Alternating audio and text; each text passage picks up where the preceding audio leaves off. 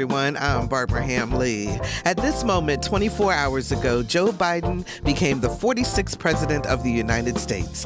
Inaugurations by their nature are historical, but this one included the swearing in of Kamala Harris, the first woman, the first black person, and the first person of Asian descent to hold the office of vice president. President Biden spoke of peace and reconciliation and implored all of us as Americans to come together as one. Up next on Another View, the AV Roundtable with reflections on the day and what's ahead for the Biden administration. Stay tuned. We'll be right back after this news from NPR.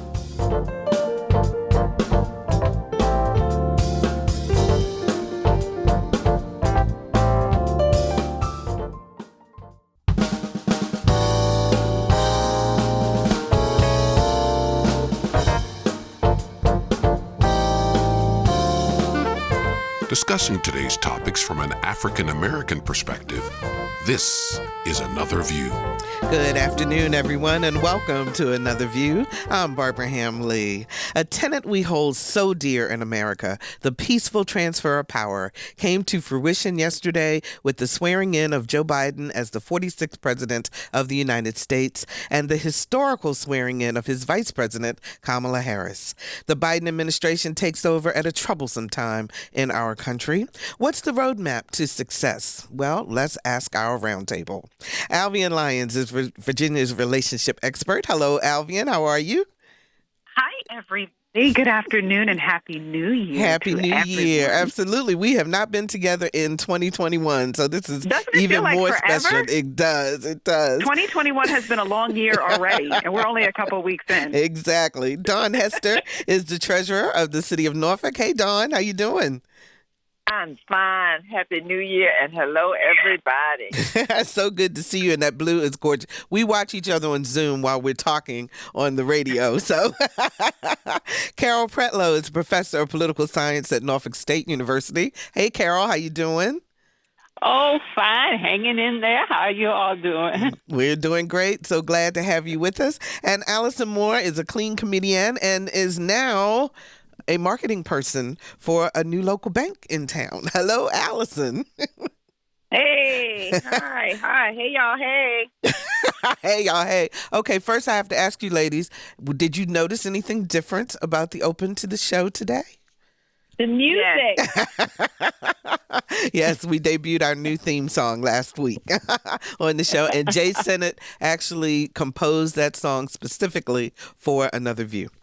So, pretty cool. Pretty cool, isn't it? Absolutely. And one other thing, since I haven't had you all together since December, but Another View won another Excel Award from the National Association of Black Journalists. And it was a roundtable discussion. And it was our show on colorism. It was from May 2019. And on that show, we had Dr. Cassandra Newby-Alexander, Carol Pretlow, Allison Moore, and Mr. William Brown. So, congratulations. And thank you so much. As always, people recognize the great work that you guys do. So, just wanted to say thank you. And Allison, I remember that show because you were very passionate in that show and talking about colorism and about some of the things that had happened to you. So, thank you for that. Yeah. Well, I'm glad that my struggles have got me an award. Your struggles got you an award. Formula going, I guess. Okay, so I bury any of my trauma. My trauma gonna get me rich. Okay, let's go. So here's my question, Daun Hester. Did you sleep well last night? Of course I did. And why did you sleep any differently last night than any other night? Because I felt that my country was peaceful. Mm-hmm. I felt that the message from our new president and our vice president and other leaders was hopeful, and I know where they're planning to go. I understand their direction. You know, my prayer when I went to sleep was that I hope that our Congress can begin to legislate, which has been missing. And so I am really hopeful that they will discuss bills and issues and find that common ground and pass some legislation. Yeah. Because as we know, with everything that was just signed and changed overnight, an executive order, that is not law. And so there's some things that we have to get, there are a lot of things that we need to get corrected in the country. And I just do hope that our Republican and Democratic leaders will talk with one another and get some legislation going that will help improve our country and world. Carol, what about you? What did you think about yesterday's events? Oh, wow. I can't tell you how excited I was. And actually, as I looked at it, not only was I impressed by the messages and the dedication that was there, because I listened to the press secretary and her remarks, and I said, finally, somebody's going to open up with a press conference that is meaningful and actually answer questions and say, well, look, if I can't answer, we'll talk about this tomorrow. I was so excited. And then to see the diversity of races, and don't even get me started on HBCU, finally. Yes, I was truly excited. What about you, Allison? Yeah, I am elated. I think anybody that has anxiety and overthinks like me, I was already like, I hope this don't happen. And, this is good, but what if? And I hope, oh my God, is the men covering the window? Like, I was just all over the place with, distracted and afraid. And last night, I was like, oh, shoot, that was real. Yeah. That, I was holding my breath and had a deep sigh. So I'm excited about what's to come. Alvean, I didn't realize how stressed I was until just the whole being able to watch the talking of from the memorial the night before, honoring the 400,000 people who have died from COVID, through yesterday. It was cathartic in a sense. What do you think? And, the more women in particular, because we tend to be a little bit more expressive about what our experience is and the connection that we have to it. And I think that that's beyond it just being about Kamala making history. So let me be clear that, we women can appreciate historic moments above and beyond just our gender, but we recognize the power of the moment also. Mm-hmm. But as I talk to my colleagues and friends of various culture, race, demographic, of every sort, the response is that I feel like I was holding my breath for the last 4 years. And this morning I got to take a deep breath, like that, because you never knew what the next tweet was going to be. You never knew what the next conflict was going to be. You're always hoping that as much as we focused on the whole America first, we forgot the impact that the things that were happening to us domestically was creating internationally. That we, being that, beacon and that shining star on the hill, that we have a role to play as America in the global community. And for the last 4 years, we have abdicated the throne in terms of that responsibility. So, people who are really informed and really paying attention recognize the power of what happened yesterday and all of its historic, elements. But in addition to that, the concept or the feeling like, and I no disrespect to any Trump supporter, but for many people, it felt like a parent is home again. Like the kids are going to be all right. We got a grown up in the house, and we'll be okay. President Biden talked a lot about unity and healing during his speeches. I want to play a clip from him and then have you guys react on the other side. Our history has been a constant struggle between the American ideal that we're all are created equal and the harsh, ugly reality that racism, nativism, fear, demonization have long torn us apart. The battle is perennial, and victory is never assured. Through Civil War, the Great Depression, World War, 9/11, through struggle, sacrifice, and setbacks, our better angels have always prevailed. In each of these moments, enough of us have come together to carry all of us forward. And we can do that now. History, faith, and reason show the way of unity. We can see each other not as adversaries, but as neighbors. We can treat each other with dignity and respect. We can join forces, stop the shouting, and lower the temperature.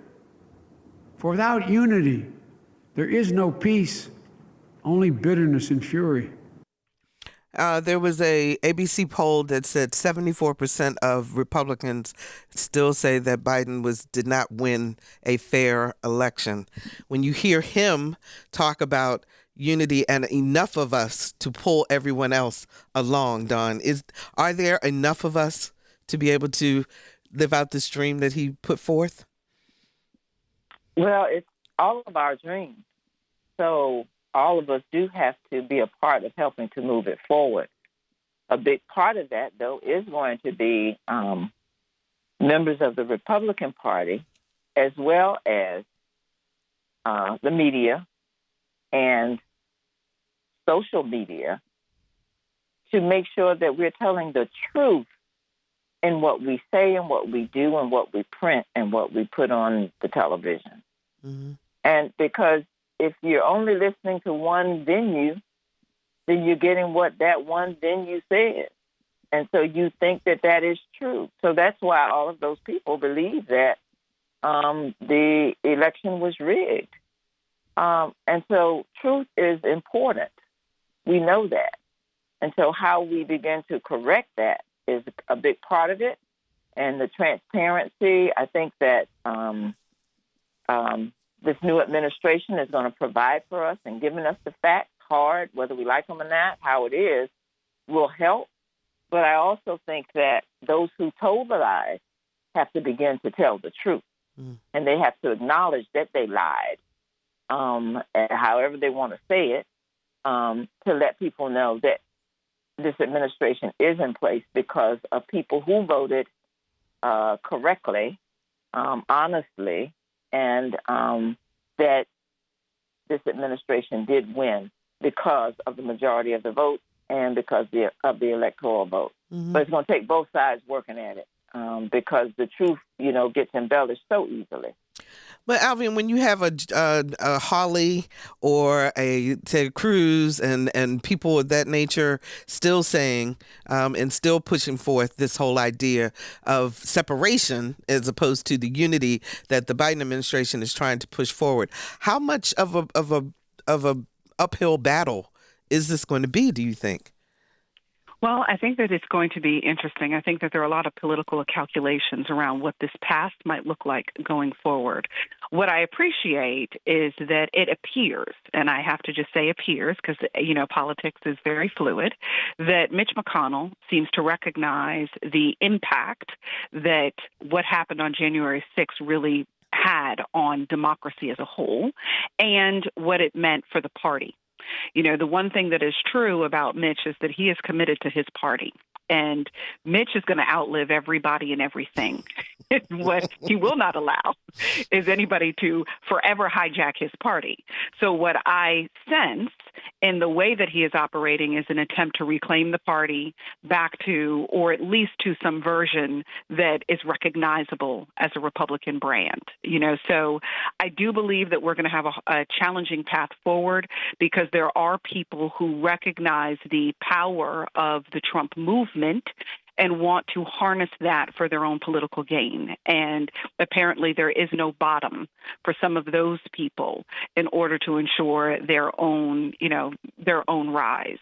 So I am hoping that some accountability will be represented, especially after you were hearing the people at during the insurrection saying things like, I believe Senator Cruz would want us to do this. These direct implications of individuals on video that is clearly not doctored, and it was not, the mainstream media in there cutting and snipping clips. I can only imagine that there is a case being built for the responsibility that people bear in the things that come out of their mouths. Leadership matters, and you cannot be so flippant with your words playing political games when they have real life impact. Mm-hmm. I want to ask a question, and I want Carol and Allison to answer it first, because this kind of, you guys are kind of at the extreme of the age range of our group, and I'm curious to hear your response. But what does it mean to you to have seen a black man elected president and a black woman elected vice president in your lifetime? Carol, I'm going to start with you because I can't tell you. I rarely cry about anything, but as I sat there and looked at the whole dynamic unfold, not just the fact that here we have a woman of color and we have women and we have people of all races and cultures there and ages, I thought that, wow, I have lived long enough to see history unfold, from segregation to just seeing the problems eradicated with public schools and then coming back. But then I saw people being elected to the House of Representatives. I saw mayors. And I'm like, wow. And I went through the 60s because, you know, as I say often, I was not the let's work it out person. I was a burn, baby, burn person. And so I was like, okay, I was wrong about that. But here, it was a very emotional moment for me to see us at this point and saying to myself, the best is yet to come. And finally, our society is getting to the point that, or is at the point that it is not just Black people advocating for ourselves, it's the whole community of cultures and religions and ages and all of that. Allison, what's your reaction? Is this something more of growing up that you would have expected? Expected? I mean, probably so, but I have mixed emotions. So my mother, she were living this year, she'd be 71. Mm-hmm. And I remember she was living when Obama was elected, so it was definitely a very emotional, beautiful moment. She was excited. I know she was here now. She'd be super excited. But I look at it and I'm happy and I'm proud, especially to see the older generation see what they've worked for and struggled for. But it's also combined with some deflating, because like, is the payoff worth it? I mean, you watch somebody struggle for years and years and years, and we hear she still got to fight. We still got to prove. It was just barely one that made it by the skin of her skin and skin teeth. You know, so it's one of those things where it almost reminds me of when they told us coming out of high school and college, get the same job and stick with it. And then you're looking at, I'm 37, and I'm like, I'm not really sure if I can trust the direction from some of my older generations, because it's like we're holding on to this dream of being accepted and being received and being, like acknowledged in a way in which I'm just like, don't really look like it's going to ever happen. And should I take another route, given that I have teenagers and elementary school children that are now following my dreams, my hope, and that the payoff's going to be worth it for them? Alvean, your response. I find it beautiful. I did not necessarily anticipate that I would see both, per se, in my lifetime. I recognize that this generation is different. And when I say this generation, I'm talking about the 20-somethings in particular, who race and culture are a much more fluid space for them. There is a lot of hopefulness I have in watching my own kids as they're growing, teenagers and early 20s as they're growing, because of the way that they view race.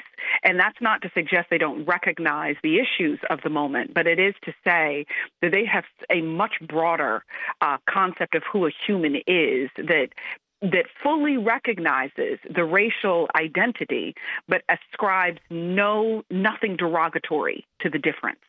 And it is in them that I began to hope that this could be possible. It actually happened faster than I thought it was going to happen, to be very honest. But I am thrilled to be experiencing this in a way that has taken the lid off for young girls of color and young boys of color across the world, literally, to know that there is no roof to what it is that you are capable of, and you can see it. You don't have to just believe it on the inside. You can see the evidence of the possibility. And to Allison's point, though, each generation kind of moves it along a little bit further. Absolutely. Yeah. Absolutely. Daun. It will continue to take. Yes, I did believe that I would see it. I did believe that I would see it, only because when you've been in the trenches as long as you have, and you can see how we have shifted. And when I say we have shifted, a lot of it has to do with how we are awakening to our power. Mm-hmm. And when you move into that, because you realize that, yes, that every vote counts. And that's what this election was all about. Every vote counts. And then when you feel the victory of it, sustaining it is going to be the issue. So how do we sustain it? Because we are going to see over the next 2 years a battle. Because the battle is going to be in power, Republicans trying to get it, Democrats trying to keep it. And so then how is the work for the people going to get done? And that is the part that I think the people have to work on in communities. Because we have to make sure that our legislators understand our expectations at all levels, at the state house and at the federal level, and even at the local level. But we have to make sure that they understand that we want them to legislate. We want some transportation initiatives so that people can go to work. We want health care so that people can, in whatever job they are working, not have to worry about how they're going to pay a bill or not going to the hospital because they are sick. We have to get preventive care. So we have to balance that out. But yes, I did see it coming. Didn't see it coming this fast, but I was so grateful to one, y'all know how I am, that the Lord held up Joe Biden to be able to get here for such a time as this, because he don't have to learn nothing. He knows exactly what needs to be done. And so that part of it, we don't have to worry about. Yeah. Now it's just how we manipulate it, and not manipulate, but how we work together to get it done. If you're just joining us, we're talking about the challenges facing the Biden administration with relationship expert Alvean Lyons, Norfolk City Treasurer Daun Hester, NSU political science professor Carol Pretlow, and clean comedian Allison Moore. So, ladies, what do you think are some of the challenges in particular that Kamala Harris is going to have to overcome? Simply because she is the first woman, the first Black, the first person of Asian descent to hold the highest office. She's holding the highest office a woman has held in this country. So, Alvean, what are some of the shenanigans that you think may go on that she may face that perhaps a male VP may not have to? Well, that's an interesting question, because I think some of the things that she's going to face aren't actually because of her gender. I think some of the things that she's going to face are because of her record. And I think that there are a lot of people, at least certainly my experience thus far in the many conversations I've had around this election and its evolution, and even, in the 2016, when it was possible she could have been our president, was that she felt still like a cultural unknown. While people knew her record, they were not sure if they knew her. And so there was frequently this feeling about, she was strong on the law. She was strong on crime. And there's nothing wrong with that. There were conservatives that couldn't use that against her, although they wanted to. You picked the wrong person to try to use that with, right? But then, of course, the backlash of that is that there were lots of men of color who felt like she was equally responsible for putting too many of them behind bars. But her job is to enforce the law. So if you commit a crime, this is not like a sister girl hookup. Okay, the crime is the crime, baby. That is what it is. It's not like she went and picked you out the mall and locked you up. Like you done killed somebody. That's what happens. You go to jail. But the feeling about that in communities of color was very interesting. So that sort of unknown, I think, still has some members of our community still waiting to see what will this look like in her leadership when she has this broad control to define who she is going to be as a national leader now. And I don't think that that's as much about gender as anything else. I do think minor thing is going to be, it's the first time we have a second gentleman. So what America will be grappling with from a gender perspective is what does it really look like to have a man stand beside and technically behind such a strong woman. And the secondary level is you have a white man standing behind a black woman. What does that look like to America? So I think that there are lots of question marks that are yet to be, defined, that are both about, her, voting history and a legal history, and also some of these interesting little nuances about dynamics we've never seen before. What do you think, Allison? Yeah, I think a lot of the same. I think there's going to be we'll see sexism, we'll see the misogyny, but I think some of the parallels, when we had Pence kind of took a back seat because Trump was just foolish. And in this case, I think Biden is going to give space and room for Kamala to be a leader, to speak up, to make decisions, which I think then is going to be an easy way for people to say, like, she's doing too much, or that's where you'll have that, some of the stereotypes that go with being a strong black woman and just all of that. Our last vice president, and they'll make it as if it's not about, well, she's black or that she's a woman, but just in compare. Well, Pence didn't do all that. He didn't say that. He didn't do that. She's doing too much. I think there may be that space where she'll be criticized in that area. And then they did a lot of things to Michelle Obama and, just like her choices of what to wear.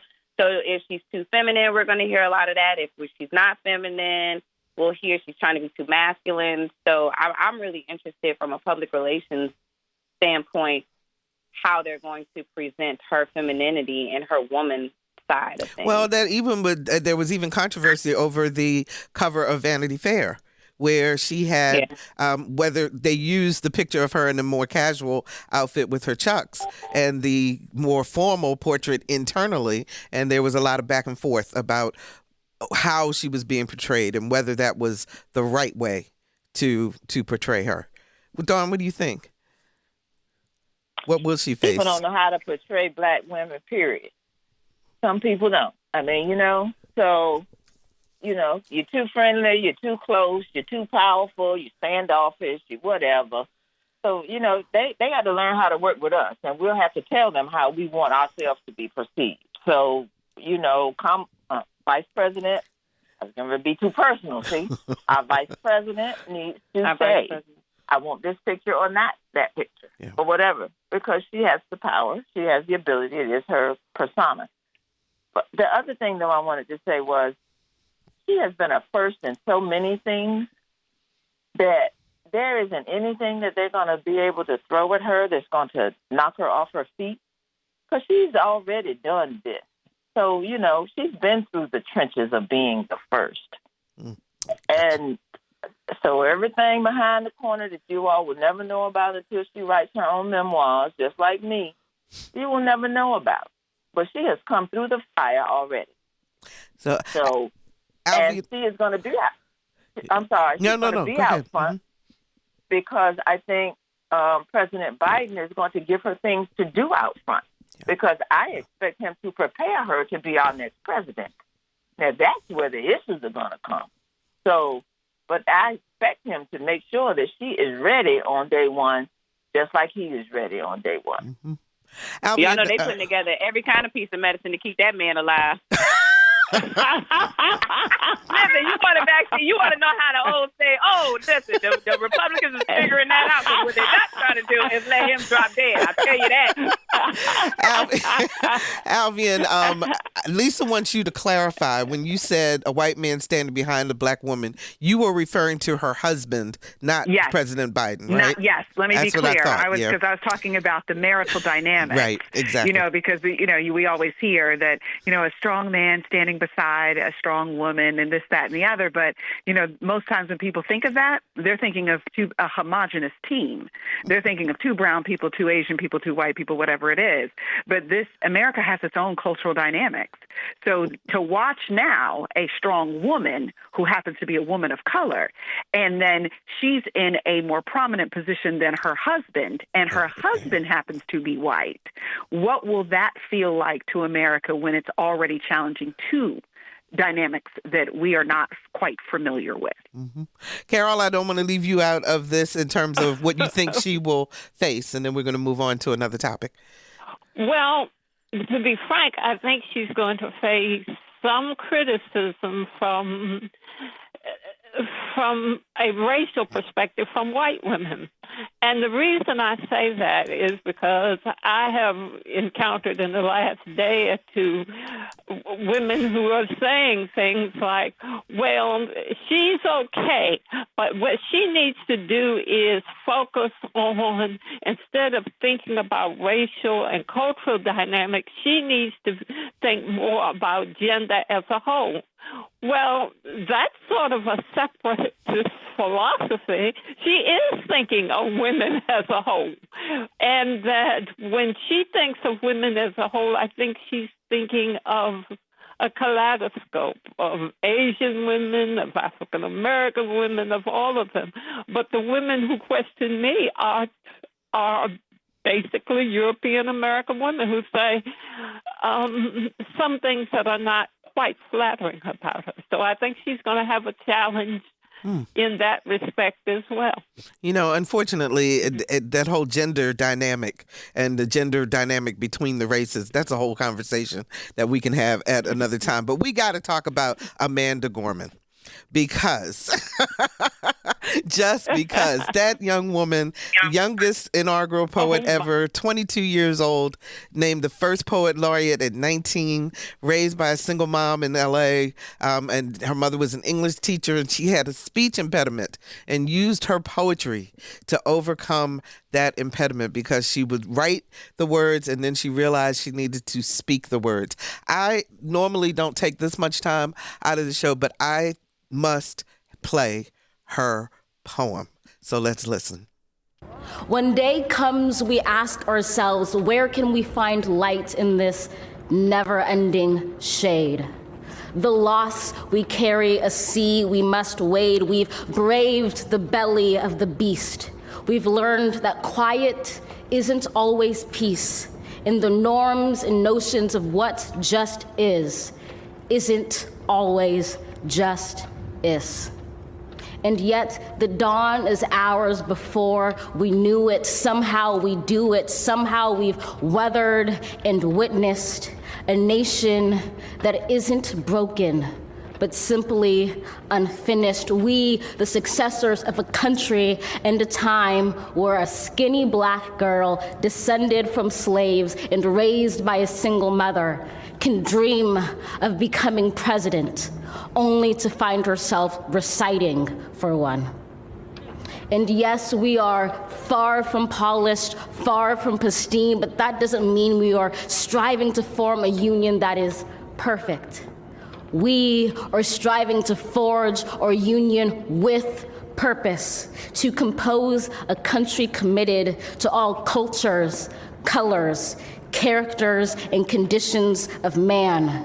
And so we lift our gazes not to what stands between us, but what stands before us. We close the divide because we know to put our future first, we must first put our differences aside. We lay down our arms so we can reach out our arms to one another. We seek harm to none and harmony for all. Let the globe, if nothing else, say this is true. That even as we grieved, we grew. That even as we hurt, we hoped. That even as we tired, we tried. That we'll forever be tied together, victorious. Not because we will never again know defeat, but because we will never again sow division. Scripture tells us to envision that everyone shall sit under their own vine and fig tree, and no one shall make them afraid. If we're to live up to our own time, then victory won't lie in the blade, but in all the bridges we've made. That is the promised glade, the hill we climb, if only we dare it, because being American is more than a pride we inherit. It's the past we step into and how we repair it. We've seen a force that would shatter our nation rather than share it, would destroy our country if it meant delaying democracy. And this effort very nearly succeeded. But while democracy can be periodically delayed, it can never be permanently defeated.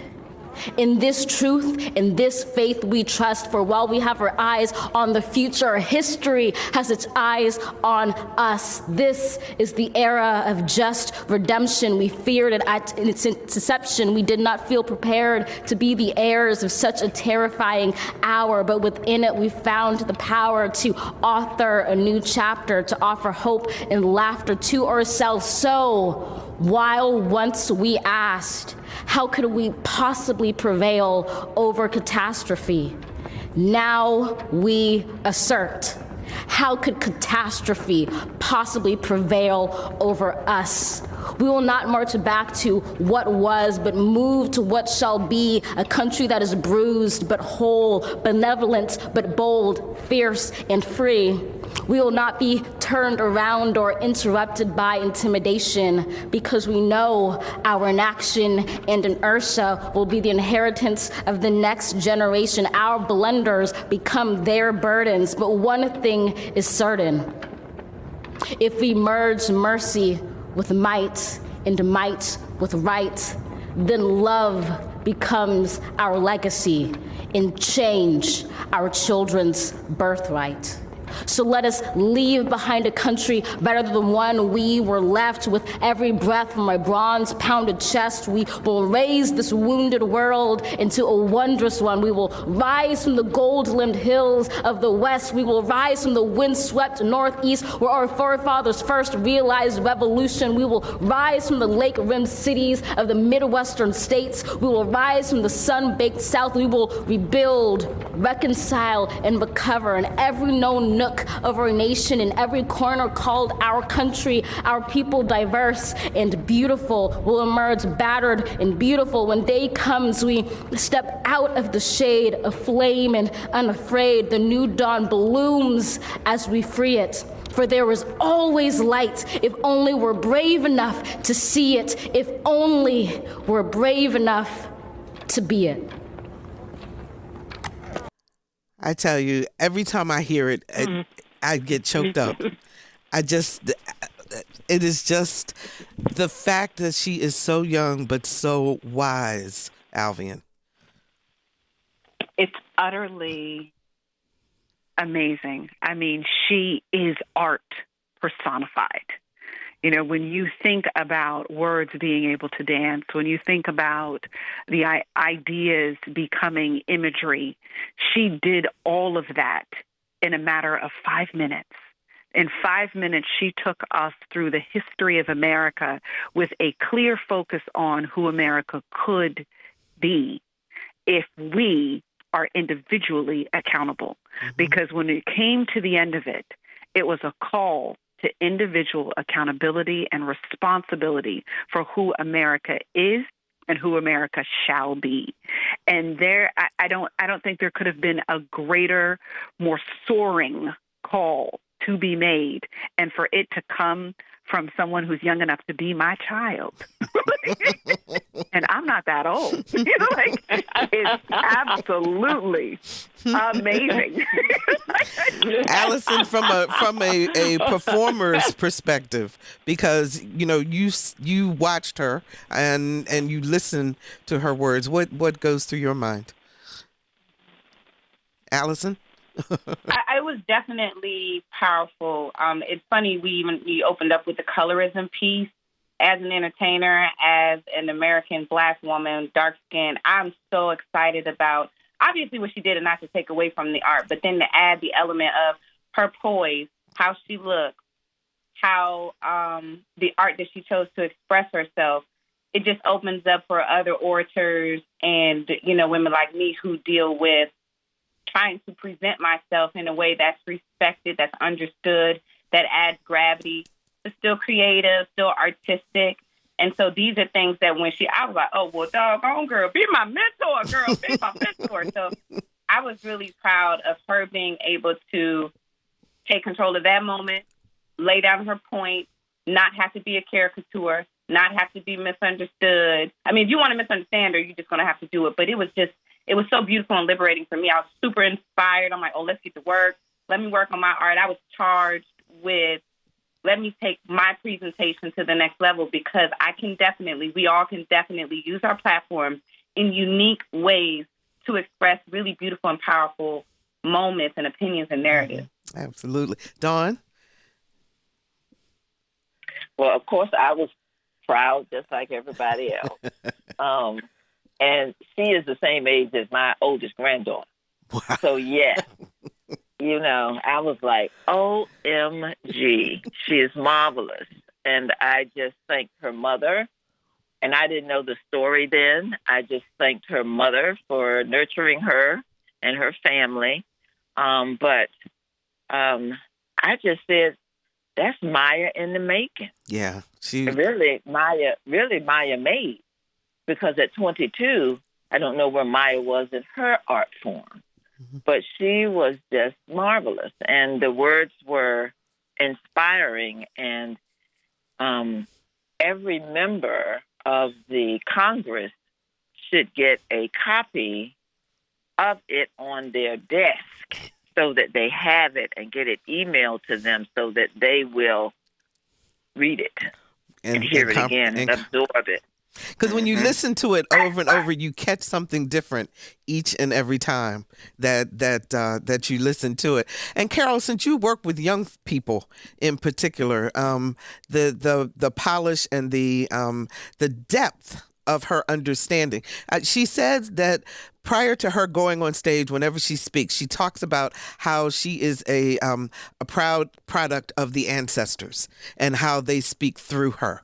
And I heard that yesterday. Did you hear it too? Oh, definitely. And I thought that each and every one of us, when we saw her and heard her, I thought of my students and actually capsulizing some of that to present in my classes so that they can say, wow, this is who we are. And we might not have the exact same words or maybe not be as poised as she is, but this is us, and this is what we bring to the table. I was just so proud. I really was, and moved. She says she wants to run for president in 2036, and she is a graduate of Harvard. She just graduated in 2020. So we only have a few more minutes left, ladies. We got about 7 minutes. I want to ask you, what do you hope President Trump said in his letter to President Biden?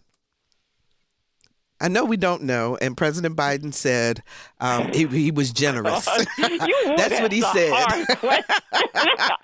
But I'm just curious, if you could compose that letter, what would you hope he said to President Biden? Allison, let's start with you.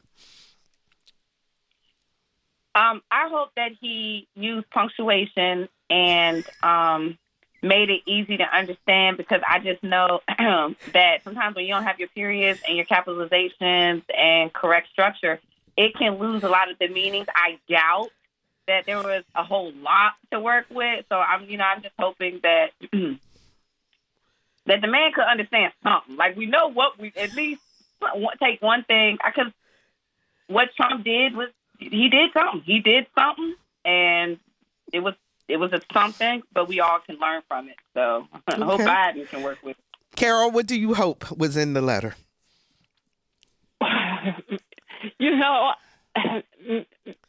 Having experienced the whole progression of Trump's administration, I just want him to say congratulations and have a successful presidency and shut up. I don't want him to say anything else, because when he embellishes and goes on, he ends up saying things that are offensive. So based on what his past, just congratulations and best wishes in the future. Okay. Dawn, what do you hope was in the letter? I'm glad you saved our wise one for last. I wrote down, I hope he said, I won't be back. I don't want him to come back, ever. Not into a role as a public official, elected public official. Now, he's around, okay. But we can't have him elected back in office again, and we can't have anybody like him again. So I hope he just said, have a great life, like he told everybody else, and I won't be back. And Alvean, you're going to get the last one on this one. I hope he said, I'm sorry. Oh, 2 words he never says. I wish he said, I'm sorry. And that if perchance there was divine intervention, he extrapolated on that sorry to say that I did not realize the power of the position. And I thought, that I was using it in a way that would make America great again, but I did not realize what would have come from what it is that I've done. So I hope that you will be able to actually make America greater than it's ever been. Not again, because we're not interested in going back to anything that once was, but to make America greater. So I hope that there was a moment with Jesus before he wrote that letter. That would be my hope. Very aspirational. Very aspirational, Alvean. Put that up there with the vaccine. You said hope. and in honor of my favorite president, I had the audacity of hope.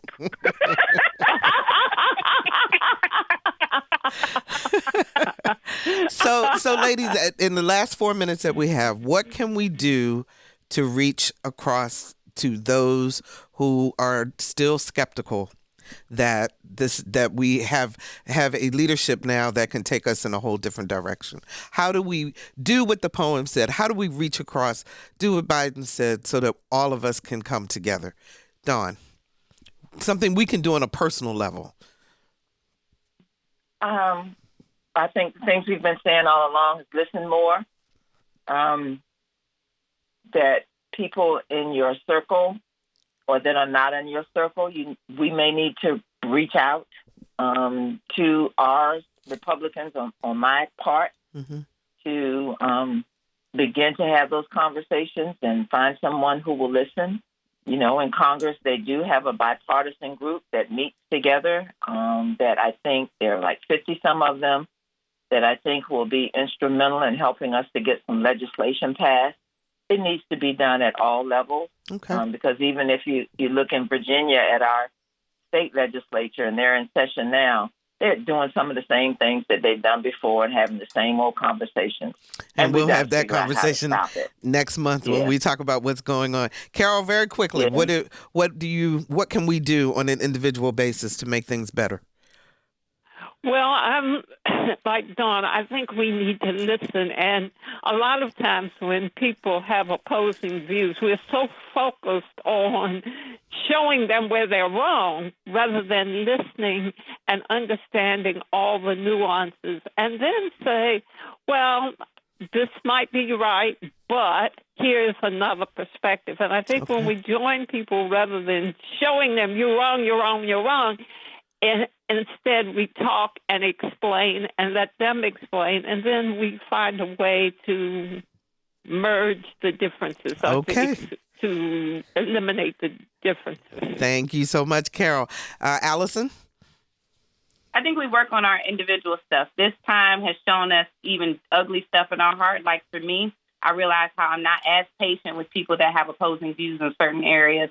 I realize that I do look sideways at people whose social media posts have been left. And so there's opportunity here for me to kind of deal with whatever punishment and whatever gratification I'm getting out of people being losing their president or their power. I need to deal with some of that. So I'm going to work on me and my heart stuff. All right. Thank you so much. And Alvean, you get the last 15 seconds. I want us to stay out of the dirt. And the dirt is an acronym. We've got to stay away from the demonization, which creates isolation, which creates radicalization. And that's what builds homegrown terrorism.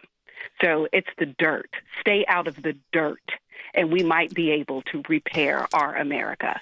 Period. And with that, ladies, as always, what a wonderful conversation. Thank you so much for being with us, and we'll see you next month. And we know that you have choices, and we're so grateful that you choose to spend an hour of your life here with us at Another View. If you'd like to hear this show again or share it with a friend, please visit our website, anotherviewradio.org. Don't forget to sign up for our eView newsletter, a once-a-week reminder of upcoming shows. You can also find us on Facebook and Twitter. Next week on Another View, cardiologist Dr. Keith Newby on the coronavirus vaccine and why you need to get your shots. Our theme music is an original composition by Jay Sennett. Lisa Godley is our show producer. Todd Washburn is our audio engineer, and Dr. Barry Graham answered our phones. I'm Barbara Hamley. Protect yourself. Wear your mask. Stay 6 feet or more apart. Wash your hands frequently. And join us again next Thursday at noon for Another View. And we're leaving you today with John Legend and I'm Feeling Good.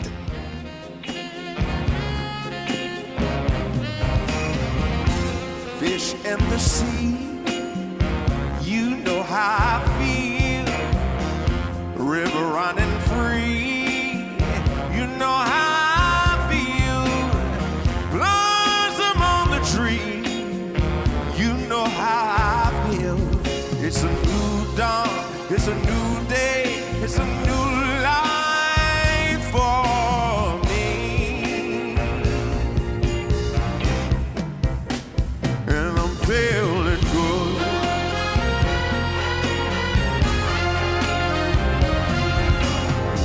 Dragonfly out in the sun, you know what I mean, don't you know?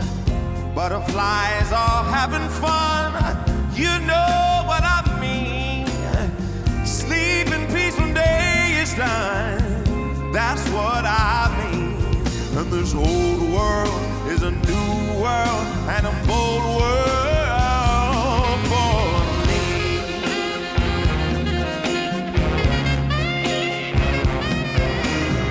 Stars, when you shine, you know how I feel. Scent of the pine,